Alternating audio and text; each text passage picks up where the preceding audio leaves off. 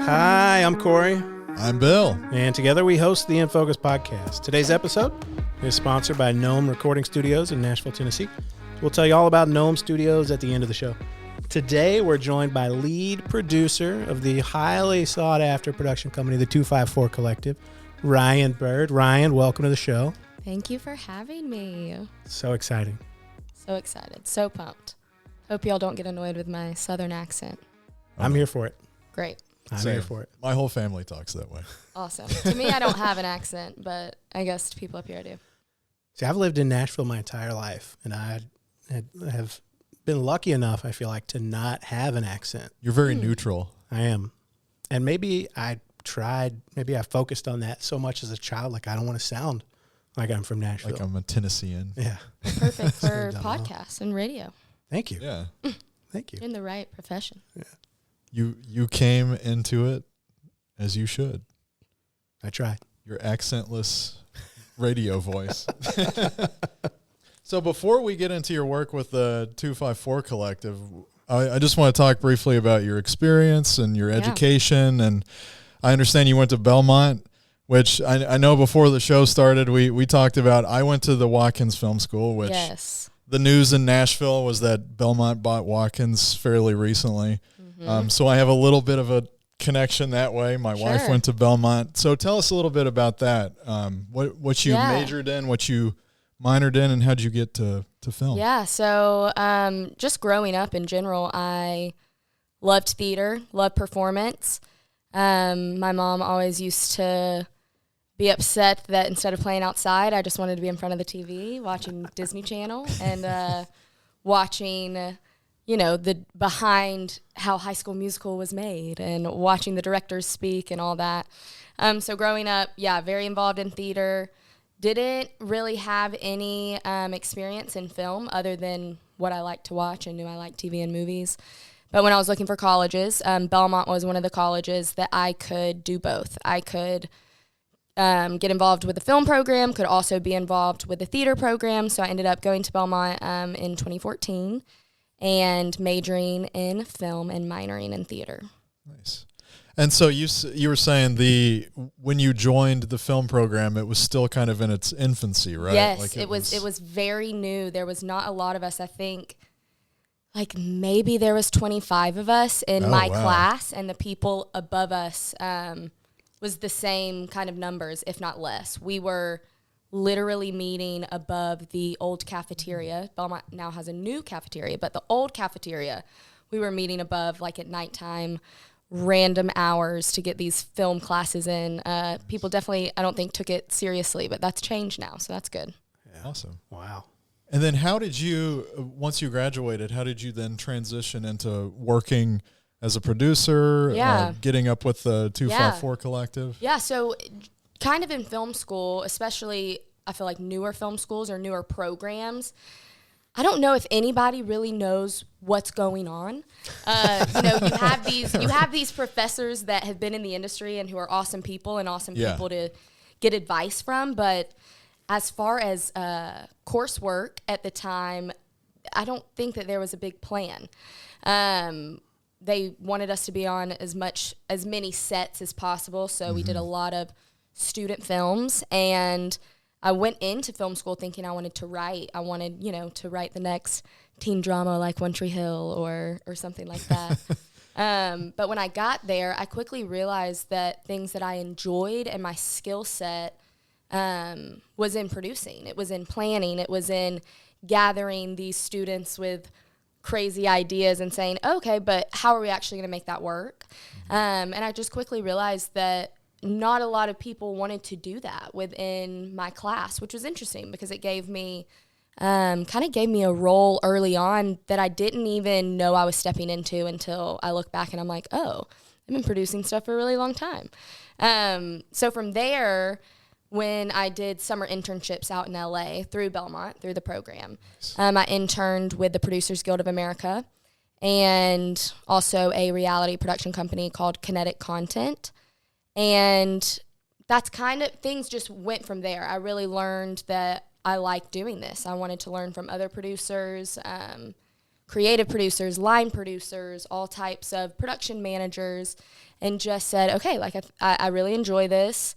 I think there's an asset here that definitely the students at Belmont didn't have at the time, and then also looking around in Nashville, just not a lot. You hear of a lot of creatives and DPs and directors, but I don't even personally know a lot of producers in town. So it was cool. It was something that I said, maybe I can take this and make something out of it here in Nashville, because I knew I wanted to be here and plant here. Yeah, that's great. And, when I think back to just my really limited knowledge of film school, because I did not go to film school. I dropped out of college, in fact.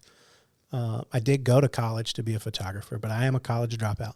But I imagine film school is really geared towards more of the creative side. I think about preparing cinematographers and directors. Or is there a lot that you take away from film school as a wanting to be a producer, or is that something you pick up, like to your point, in internships and everything after the fact? Yeah, that's a good question. I think it's both. We had one class my sophomore year of college, which was before I took my internships out in LA, that was super helpful. It was called, I think the title was Production and Set Management. And we had a professor from Chapman University teaching that out in California. Her name was Barbara Doyle. And she just really showed a lot of interest in me in the classwork and in what we were doing, and kind of made me believe that I could produce stuff. Because to your question, that class basically would be her in the front of the room throwing out ideas and saying, okay, where do we go from here? So if you have someone give you this script with this many locations and this many actors, go. Like, how do you make it happen? So we would get on the whiteboard and be like, okay, well, how much money do we have? And how many cars is in this scene? And we would just go from there. And that was really helpful because at the time, again, like I said, I didn't have any prior film knowledge to that. So all of the student films for me were helpful because I was learning with every project. I was learning with every script. Do I think that it might be more helpful to shadow producers or be on sets with professional producers rather than sit in a film school? Yeah, I think that could be great. But for me, I didn't have any knowledge, so anything was helpful. Yeah, that's good. And that goes back to what I've said about film school, is just like being on set is the best learning experience you can have. You can sit in the classroom all day, but when you're actually out there, people are doing the crew positions they're supposed to be doing. That's when you're going to absorb the real practical knowledge. Yep. And even as a producer, you need to be able to see. I could call myself a producer by necessity, so sure. I've done it when I've needed to. But it gives you an idea of the full range of what needs to be planned and the scope of the entire project. And I think that's what was cool about film school is, like you were saying, you think of the creatives, the lighting, the camera. Mm-hmm. I was learning all of that too, which makes me a better producer because I know what lights need to be in this scene before asking. So I know how to prepare a budget more efficiently because I know actually what things cost. I wouldn't have known that maybe if I didn't have the background in all of those same courses that DPs were taking or directors were taking.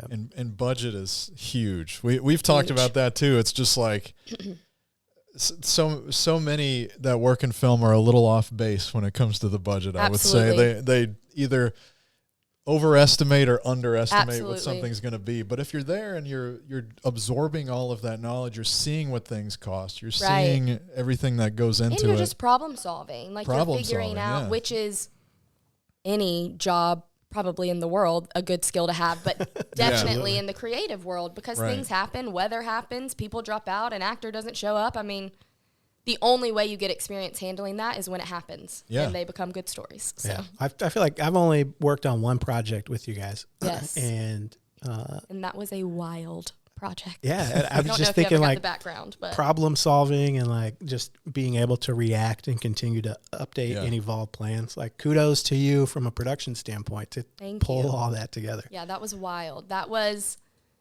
basically anything that could go wrong on a shoot to the point where it could have been canceled happened. and we didn't cancel it. So we made it happen. See, But that's it a was badge crazy. of honor. You've now done that, so Yes. things can be easier It from here took a on. village, but including you. But Yeah. So then through that, so film school, the internships in LA, what eventually led to the 254 Collective and doing work there? yeah. So again, doing time out in LA, which wasn't long, by the way. I mean, I've definitely visited a couple times and have some friends out there working, but my longest stint was those 2 months of internships. But within those 2 months, I kind of knew that I just didn't want to be there. I love Nashville and love the community here and just love the people. And so I knew I didn't want to leave Nashville. So after graduating, I just threw myself into freelance work here in town. Working with a lot of different creatives, mainly on music videos, seems to be the majority of what goes on here. Yeah. There's a lot of that. So it was a lot of music videos. And then I worked on a documentary project that was phenomenal. And then after that, I met Preston Leatherman, who is the CEO, founder of the 254 Collective, by happenstance as well. One of our good buddies set us up, and we went and met at Fido because Preston was going out of town one weekend and had a shoot that following Monday. And it had just got greenlit, so there was a lot to be done, and he was going to be in New York. And so he was reaching out to all of his friends and was like, does anybody know of some, I don't even know if he used the term producer. He was just like, do you know of anybody who can get this done for me while I'm out of town? Yeah. And our buddy Drew Baumel, who I knew in film school, which another pro to film school is just connections that you make with people. Yeah. And he sent my name over, and Preston and I met probably like a Thursday afternoon, and he left and flew out to New York the next day, and we shot on Monday when he got back, and we just made it happen, got that shoot done. And ever since then, we had been working together, and I was doing freelance producing for mainly his projects, a couple other people here and there, but he kept me really busy. And then finally asked me to be on salary last year. So Awesome. What a year to join, too. Yeah, right. what a year. Yeah. It really is crazy. You know, that's a weird thing to talk about. Preston and I talk about that a lot because last year was such a hard year for so many people. Mm-hmm. But for video, I mean, it skyrocketed. All these live streams that people wanted to do, these talk shows that still had to be filmed. I mean, we did so well as a company, which is, you know, that feels funky to even talk about because it was such a hard year for so many people. Yeah. But, I mean, you guys have done a ton of that. Yeah. Both through that last year and then still even recently, which is great. Yeah. Yeah, I've been in the same boat, doing a lot of directing by Zoom and you know, things like that. I don't prefer it. I would rather be on set, of course, with my hands on a camera. But the fact that I was still working at all in video, through such a tough year that's something I'm grateful for. And how cool that technology, you can even do that. I mean, what? You can direct from not being there? Makes no sense. A few years ago, not at all. Absolutely not. No one would have even considered that. No. Do you direct Andy P? Or Yes. Okay, very cool. She's adding you to the Rolodex. To the Rolodex. Oh, yeah. It's this ongoing joke. A little too young for that Rolodex joke. Yeah. But you get it. I get it. Yeah. You're right. Well, you guys, at the 254 Collective, can I refer to you as the 254? You can. A lot of people do. It's a long name. It is a Or long the name. Collective. Does that work? Yeah, is too? there a preference? We usually just say the 254, The actually. 254. Okay. So at the 254, you guys have worked with a ton of really great clients, creatively on the commercial side, and done a ton of like really amazing projects. Like Thank you. Being honest, like fantastic work. If you had to name one of them that was your favorite without making anybody jealous, like it's kind of like being asked to name your favorite child. Yes. Sure. Could you? That's tough. It's tough because we do so many different projects. And some of my favorite projects, you know, are the projects that weren't the highest budgets, weren't the highest clients. I love working with Dylan Rucker as a director DP. He is very talented. He's young, but he wants to do things correctly and very professionally. So the pre-production is usually really fun with Dylan. Yeah. We just wrapped a shoot with artist Ray Fulcher. And we actually got to the main actor. Oh, gosh, I don't remember his name. Jerry Williams, maybe? I'll have to fact check that. Okay.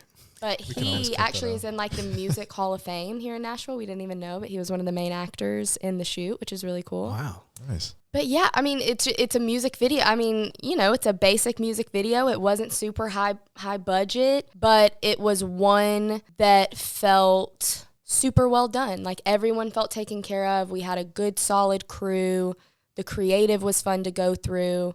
And I think that's the thing too, being a producer, especially with the 254 and so many different projects. I'm overseeing a lot while also, you know, I'm just working on 1,000 things. I don't always get to focus on one project.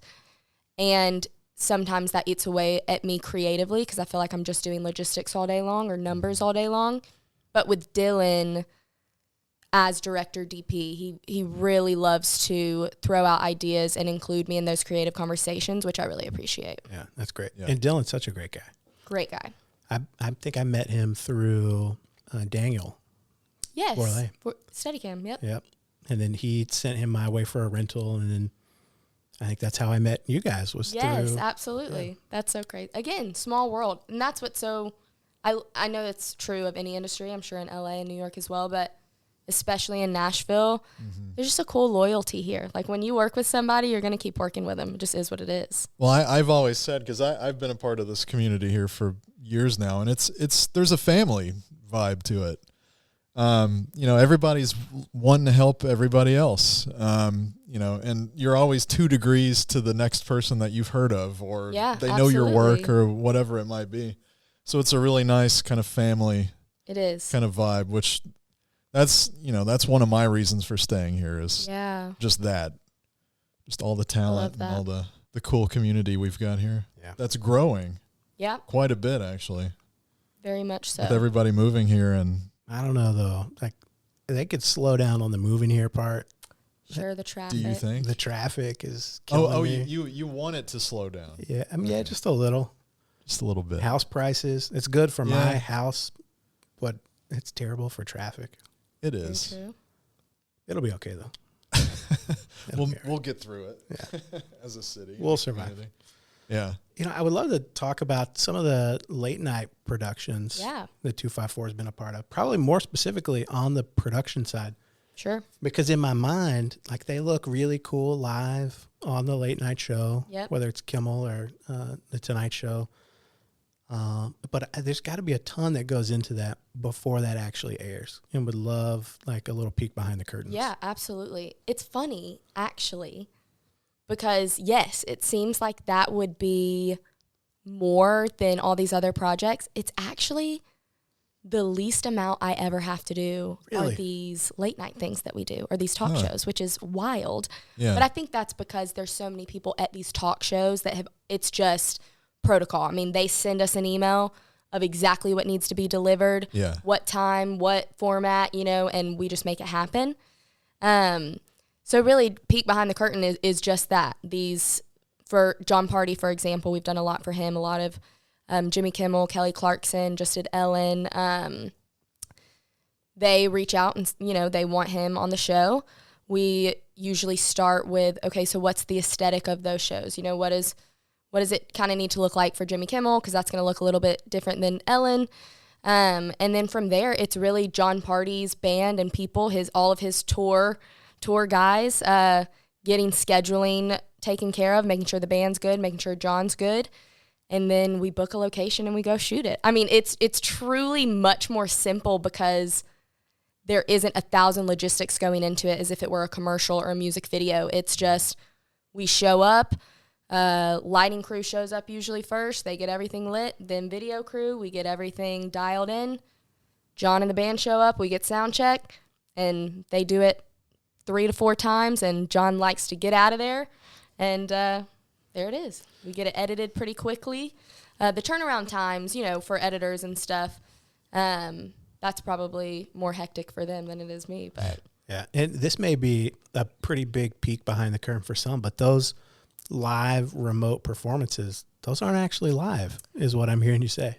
They are not live. I'm sorry to break it to all of you listeners.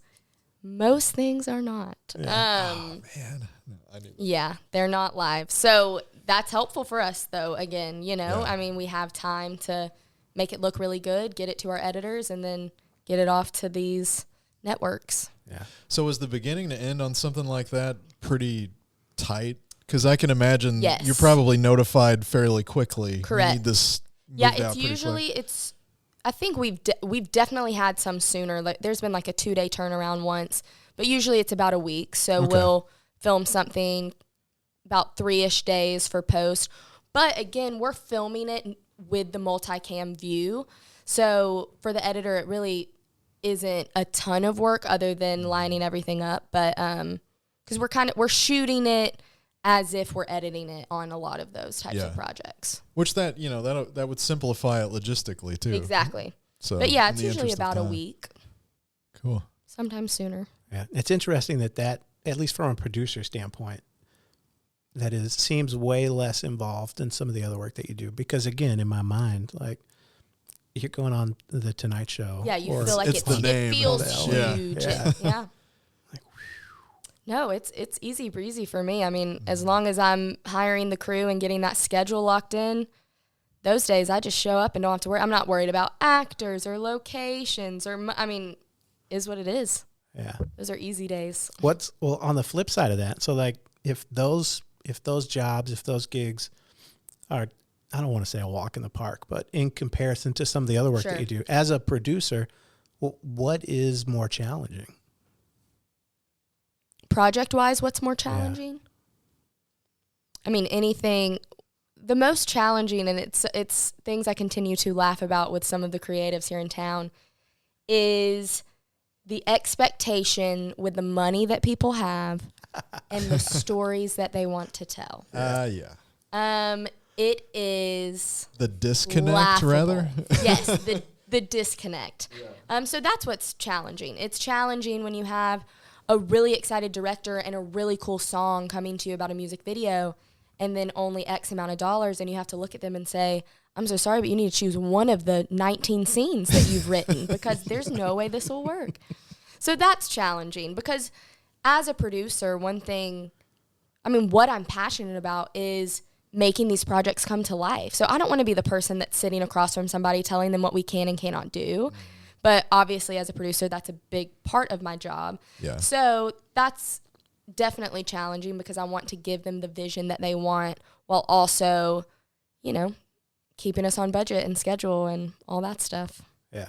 I would say you're good at that because several times I've gotten either a text from you or from Dylan that here's what we need, but here's the budget. Exactly. We like to be very clear. Yeah. I don't like any surprises. We've gotten...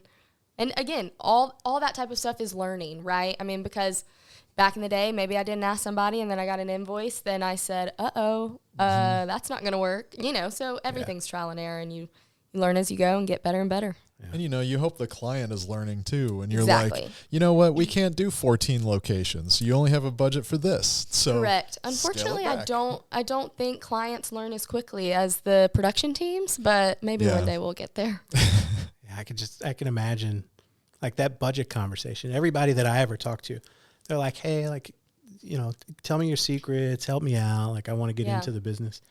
Like, listen, your first question should always be budget. What is your budget? Yeah. Yep. And then people get really uncomfortable trying to have that conversation. Yeah. And that's where you start to get like really awkward conversations. Mm-hmm. Well, and as we talk about often on this show is just like, that's the gateway to the conversation is the budget conversation. It is. Well, you don't know what you're going to do if that's not clear from the beginning. Yeah. You can't go anywhere if you're not clear on that. Right. And which a lot isn't of times fun, but it has to be done. Yeah, it's not fun. I think it's kind of fun. I actually really love making budgets, which is super nerdy and weird, but I like it. That's why you're a great producer. That's why you do what you do. So. Yeah. Because I hate it. Mm-hmm. I hate going to make a budget Excel document. But yeah, that's the budget conversation. I've mentioned this multiple times. Is like I've been ghosted by so many would-be clients after the budget ask, and you just find out who you don't need to be working with. Yep. If they don't value your time and your money and correct that sort of thing, then keep moving. Yeah. Well, and that's a funny thing too, because we've had the same experience. Of course, people reaching out, wanting to work on stuff, and then we have to have these budget conversations, and then they get uncomfortable.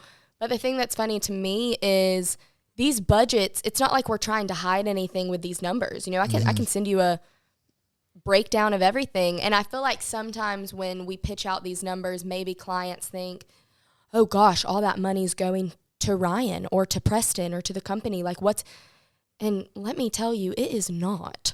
Like that money is broken down. And that, I just think it's funny because I think a lot of people may have that perception of like when you're hiring a production company, you're hiring producers, that they're pocketing all of this money or they're taking this percentage. Man, oh man. No, we are trying to give you the best project you can have with day rates for everybody, so we definitely have to get creative sometimes to make stuff work. Yeah, it's like when you look at the Carl Michael shoot recently, like the recent post on Instagram and like all the thank yous of so many people to make that happen. Like you can't do that for $1,000. No. Absolutely not. But some people think you can. Yeah, they do. Yeah. And I don't get that. It never ends. I've been doing this for a while now, and it never ends. Yep. With the people that'll still come to you and be like, hey, can I do blah, blah, blah for $700? And you're like, that doesn't even pay for catering. Yeah. No. Yeah, absolutely not. No, you can't. No. And then they look at you like, wow, you're really expensive. No, I'm not. I'm fair. Yeah. I'm very fair. Exactly. Your expectation exceeds reality. Yes, exactly. And of course, there was a time that as a company, we were, accepting lower tier budget projects and doing way more than the average person should do and be mentally sane to make those things happen. Mm-hmm. And then you just get to a point where you can't do it anymore. You got to ask for what you deserve to make the project the best it can be. Well, do you think some of that was to build a reel or to build a resume? Why we were saying yes to those projects? Yeah. Yeah, I think it was all of those things. I think it was, hey, we really love the artist and they have no money, but we believe in them. Yeah. Hey, this is cool. We haven't done a concept like this. Let's make it work. See who wants to do it for free or who will do it for a nice dinner. So yeah, I think it was a little bit of all of that. Because a lot of times when people start, of course, they don't have anything on their resume. They have no demo reel. So that's kind of the period where you do take the low balls a lot of times, and you do take the build freebies it up and just to get a demo reel together, and then you can start being like, okay, this is what I'm worth. Oh, absolutely. So, I mean, and in just full transparency, and Preston would laugh at me telling you guys this too. I mean, when we started working together, that project was probably $4,000, and I mean, wow, just the difference. And that was only 2 years ago, which is really cool to think about at how much the company has grown and what we're doing now and the projects we're working on. But yeah, we definitely aren't too good for that. We've seen it all, we've done it all. So yeah, that's awesome. That's great. I don't want all this conversation to be about budget though I feel like that is a big part of what a producer does. Yes. We have our regular Film School Friday episodes where we talk about like some really specific things, production related or pre-production related.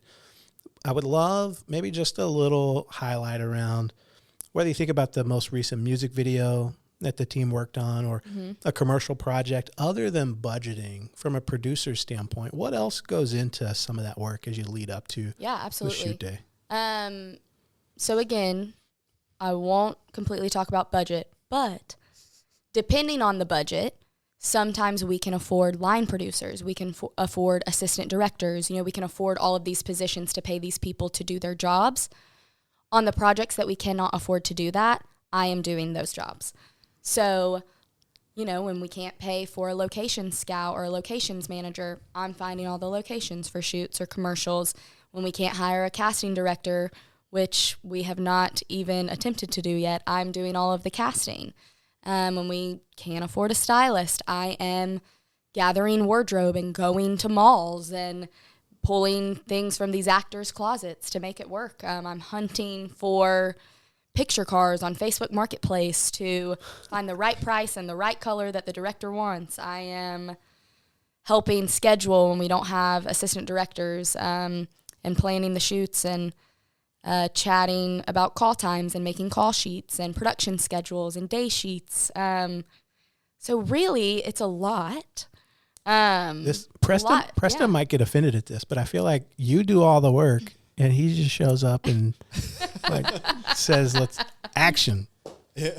No. Preston does so much that people don't see as well. You know, something that I do love about Preston, he's so good at being the founder of the company, of being this executive producer, because and I think it's why he's good at what he does, he just wants to give the client the best experience on set, before set, after set, just the whole process. And so he is really great at seeing projects from beginning to end and making sure everybody's happy and comfortable and upfront about everything. So yeah, he does a lot of phone calls, a lot of emailing, a lot of, just helping get this company off the ground and get as many projects as we can get going. But then you're doing all the real work. Nice job. Thank you so much for saying that. I'm finally appreciate it. No, Nice. Just kidding. So what sort of advice would you give somebody who is wanting to get into the business, maybe specifically producing? Yeah. What would you say? That's a really good question. I mean, someone who wants this role, I would say truly just reach out to people who are doing it. Reach out to me, reach out to other people you know, who you see on Instagram or who you see in website bios, and just see if you can shadow them or see if you can come help them out. I mean, I've been thinking about that a lot recently, just purely out of necessity for needing help. You know, whether that's, and we've talked about it, whether we're going to start some internships or just get some assistance in and with the company. But there's no better learning than doing it. And so I think the best advice for someone that wants to do it is reach out and see how you can help. I mean, with producing, like I said, you just have to think of everything. You have to kind of know what makes a project work and tick, and you got to be a people person, and you have to have some leadership qualities, but every project is different. So I think just getting experience is the best move. Mm-hmm. Whether that's, you know, working for $50 an hour or working for $50 a day. I don't know. You know, how bad do you want it? So, yeah. Well, it sounds like so if anybody's looking to PA for the day for free, come on Ryan. down. And it goes back to what we were saying about film schools. Being on set is the best experience you can have to gain knowledge. It is. Especially as a producer, because you're seeing the whole thing. Exactly. Beginning to end. And like I think too, you know, with a lot of the music video work that we do, and we do other stuff, and we're getting into a lot of different things like commercials and branding, which I'm really excited about. But with the music videos in my work, a lot of it is that pre-production. I think as a producer, like, you have to be so good at pre-production or the project just won't be the best it can be. Mm-hmm. So for these people that, you know, want advice, learn what goes into pre-production, what that looks like, and get on projects and just hash things out. Absolutely. Yeah. Let me know when you guys start those internships. I'm trying to get my daughter like super hyped on. Oh, heck yeah. How old's your daughter? daughter? She's only 12. Oh so my gosh. A little You're going to have to accompany her on set. I know. She is a minor. But I just, every opportunity I get to try to like plug her into the process. Like at one point when she was a little younger, she wanted a YouTube channel. Cool. So we shot some like unboxing videos and some stuff for her, which was great. Cute. I was DP for a music video just a few months ago, and had the opportunity to have my wife bring her out, and like she held the monitor for a couple of shots. And aww. So she's really interested in it, though. I think it comes and goes, like with most 12-year-olds, things come and go. But so I'm trying to just continue to foster that. She's got access to 2 red cameras though. And anamorphics. Oh yeah, all the right lenses. Under her roof. Check her out. Yeah, she could be a director by 18. Yeah. Maybe. Fingers crossed. Fingers crossed. Yeah.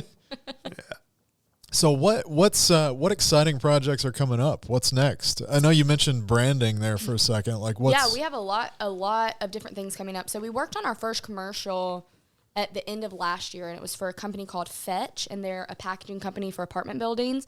So that kind of got our feet wet in the commercial world. I don't know if you guys are aware of Alex Ferrari, a director here in town. Yep. So Alex, he's bringing us on some projects. We actually have some meetings with him tomorrow about some cool commercial work coming up. Commercial work's so funny because it's so vast. Like, there's so many different types of companies and different needs that companies need, whether that's commercials just for websites or commercials for television or for socials. There's so many different assets that people are looking for. We're getting to work on a lot of that stuff. We have a really cool kind of blend of a music video and partnership brand. We have something coming up with the Cadillac 3 band in partnership with BMW motorcycles out of Germany, which is pretty dope. Wait, is the Cadillac 3 and the BMW thing the same thing or no? It is the same thing. I went to high school with those guys. That. I actually don't know. I'm sure I can. I mean, it's by the time this comes out, it will probably already have been shot and produced. So yeah, that's great. I went to high school with those guys. Actually, really? Jaron and I played drums together in jazz band and like so cool symphony. Yeah, and I think Dylan, like, didn't he travel with him for a little while? I think honestly, I could be wrong, but I'm pretty sure that's how Dylan kind of got his start. He was just doing all of their tour videos and footage and content. Yeah. Yeah, I remember talking about that. I'm like, God, such a small world. Yeah, and now they're trusting him with a pretty large music video, so it's exciting. Yeah, that's awesome. With BMW? With BMW. Motorcycles. I think that, okay. It's very specific. Be wrong. It's not I don't think it's like BMW like the car. I think they're separate companies. I mean, I know BMW makes motorcycles. Okay, so maybe it is. I don't know. Listen, that's not my area of expertise. This is but the shoot will be great. Yeah, that's awesome. I can't wait to see that. That is cool. Yeah, so a couple cool things like that coming up. Okay. Awesome. That's all I've got. That's all you've got? Is it on my list? Is it time for the lightning round? The lightning round? Pew, pew, pew. Wrote these down. We need I'm a planner. Everybody's prepared now. I was the first episode, and I did not have the luxury of being prepared, so I felt like I was the only one that was like, whether you've heard an episode or like through our pre-production work, like I don't want people to feel uncomfortable when we hit them with these things. Sure. But they're pretty loose. But it's pretty loose. They're fun. But again, like we need a lightning round intro. Like every time it's like, all right, lightning round.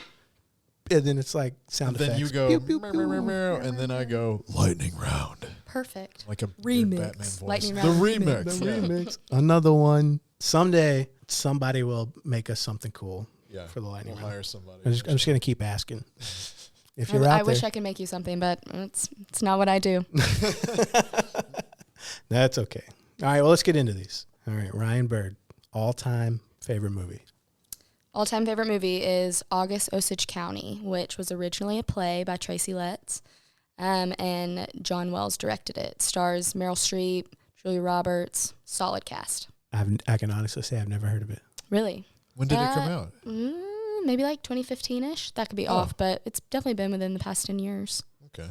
All right. It's so good. It's just full of family drama and dynamics, and I read behind the scenes about it. There's one family dinner table scene after a funeral of one of the characters in the film, and they shot that one scene for 3 days.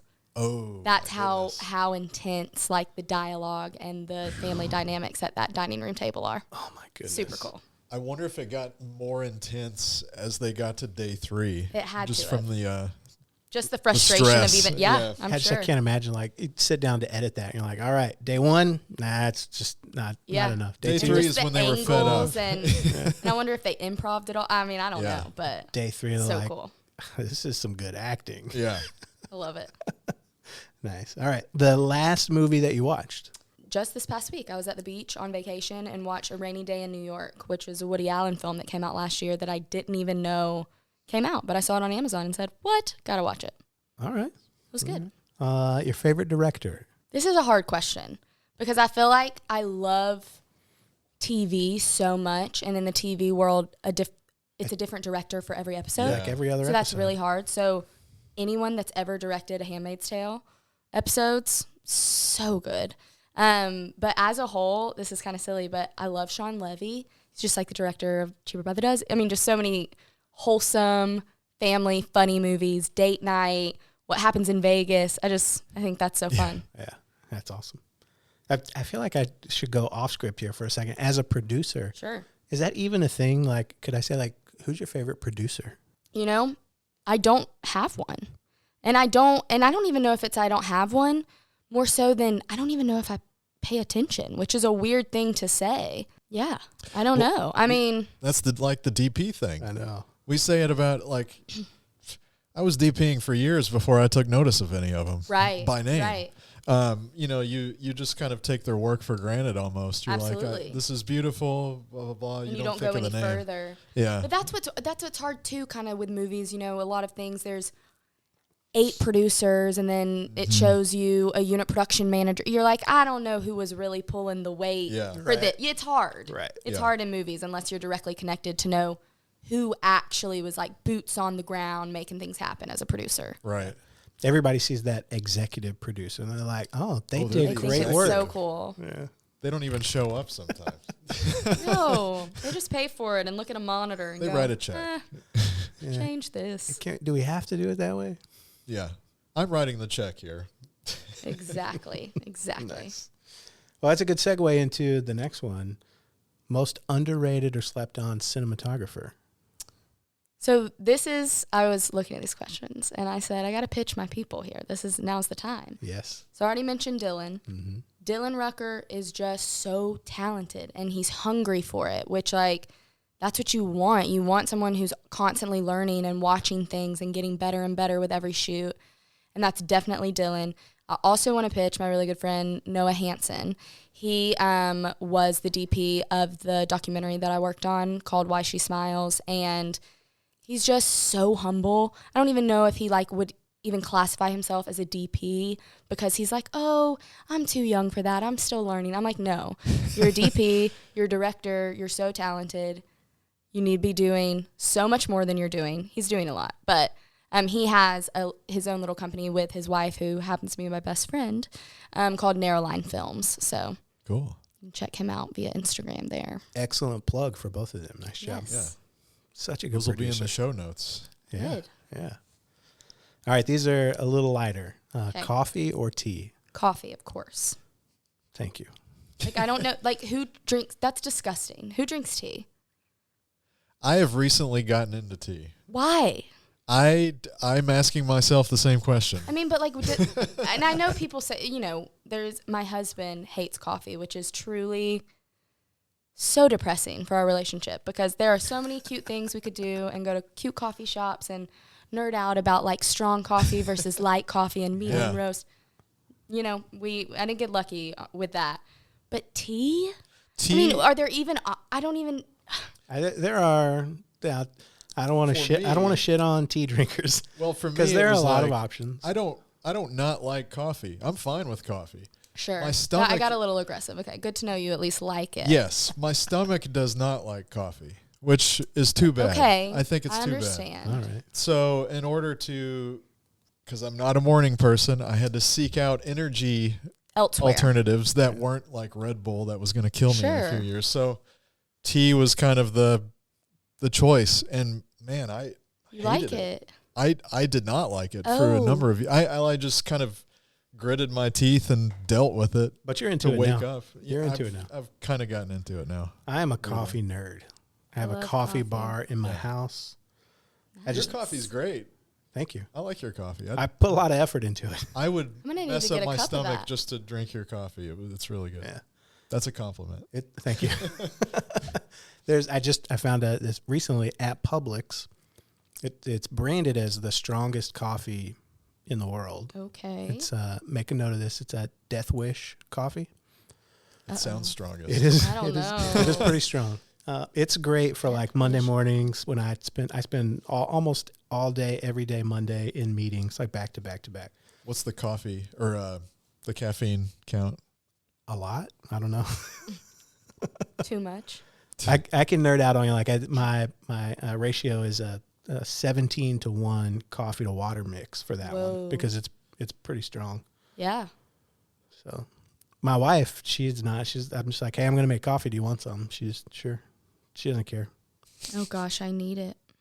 I need it so bad. Yeah. Yeah, my wife. My wife drinks coffee out of a soup bowl. It she looks needs like a that soup bowl much, with or- a handle. So I mean, Just for fun. yeah, she just needs it. That's Loves impressive. it. Absolutely. I'm going to It's have to look important. into that. Talk about if you want to giant be a soup producer, you need to like coffee. I don't know. Yeah. If you don't like coffee, I guess, I don't know, you're going to have to give them recommendations on tea. Look elsewhere. Caffeinated tea. I have looked for everything, every solution. All right, this one gets a little controversial for some. Pineapple on your pizza? No, thank you. I'll eat it, but like it's fine if it's there. I'm not a picky eater, but no, if I'm getting pizza, I'm not seeking out pineapple on it. But if someone showed up with pineapple on a pizza, I'd eat it. you'd eat it? Absolutely. Would you question their decision-making abilities? A little. Corey aggressively dislikes pineapple on pizza. Just Do you doesn't like make pineapple at sense. all? I do. I love pineapple. Just not on pizza. Yeah. I feel like I'm about to get Jedi mind tricked though. Do you like pineapple? Yes. Do you like pizza? Yes. Well, you probably like them together. You know, this is actually really funny. Last night we ordered pizza and one of them had pineapple on Was it like a legit Hawaiian, like pineapple and ham? it. It wasn't. It was like a spicy situation. It had like jalapenos on it, and Whoa. we tried a new pizza place. I don't know. It was good. Where at? But that is funny. So we just moved out to Spring Hill, Tennessee when we got married. Like you said, those housing prices had to get out of Nashville. It was called Vikings Pizza. Okay. It was very good. There's a plug for Vikings Pizza. Give us a discount. We'll eat there a lot. Are you going to go get their pineapple pizza now, Corey? No. Not yet. Yeah, anyway. maybe they won't give me a discount. We're kind of dissing on it. Yeah. Sounds like it was delicious, but it's just definitely not for me. All right. If you could name one, or you could only use one or have one on set, would you have a favorite camera? My favorite camera is whatever camera my DP wants to use, as long as it's in budget. Good answer. Excellent. I let them deal with that. Excellent. If you want to budget a red Gemini, We've been Dylan, Ongoing. actually. Wait, you love the Reds? that's mine. Yeah. Oh, that's yours that Yeah. you rent out to Yeah. people. Okay, That's I see my what's plug. happening here. I love it. Good to know. Yeah. Yeah. I every time I pick up something new, Dylan's like the first one I text. I'm like, hey, just so you know, I got this in I stock. got this now. Yeah. I'll make you a good deal. I love it. I love it. All right. 3 films everyone should see before they die. Oh, yes. Let me pull this up. I wrote these down because this is like the hardest question ever. There's no pressure on this one. It's just Okay, 3 films. People are just going to judge you hard. You know what? I don't even care about their judgment because I feel so solid about these 3 that I'm about to give. Hell yeah. Honey Boy with Shia LaBeouf. yeah. Ooh, that's on my watch list still. I haven't think watched it. he is so good. Yeah. I know he fights some demons of his own, and we all do. But that movie is so beautiful and so psychologically powerful. I mean, it's just so good. I think everyone should watch it. It's also beautifully done. Like, that's a movie that all aspects of the production, the entire team, is just so dead on point, and the acting is wonderful. Yeah. It was such a good movie. Yeah, so that's my first one. My second one is Crazy Stupid Love. I love that movie. It's so good. I watched that on my honeymoon just last month. Really? For the first time. For the first time? Yeah, Did you my like wife was it? like, "You need to watch this. Did you Can like we watch it? this?" It was fine. Interesting. See, It was I think okay. it's so cute. I think it's so good.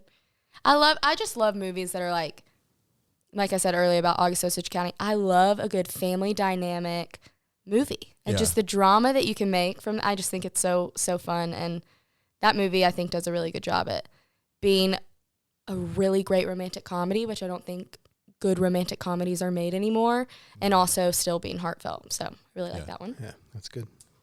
Then my third one is Silver Linings Playbook. Oh yeah.